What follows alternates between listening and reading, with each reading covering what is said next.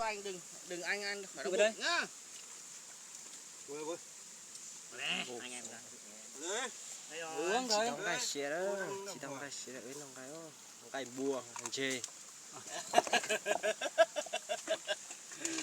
Cá sấu. Cá sông. Đây là cá chết. Cá chết. Với thịt. Cũng chết. Lợn chết. Mày chửi ra cái gì? Đó. Đây mày chửi ra rồi. Này, còn cái này, cầm cái quả nhà mày.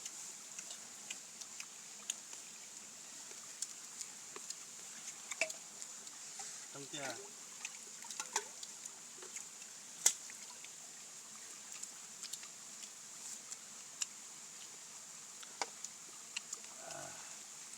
Mới đó rồi đấy bữa trứng cá trứng ăn. Đấy. Rồi. Đó, mình tí chấm cái kia chấm. Vứt kia. Làm đi. Bia à, em ơi. Bia. Ăn đi. Ăn cá là ăn thịt lợn.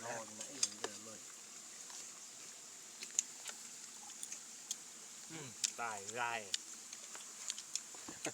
Này có miếng mẹ đi bố. Ngay à. Bắt chân mà cá. Gai mới ăn lên xuống. Không có chân, ai ăn bắt cầm miếng ăn. Nó ăn cái thịt kia rồi. Mình nướng lâu nó khô hết. Miếng này chắc chín rồi. Vậy ạ. Ăn hết cái này.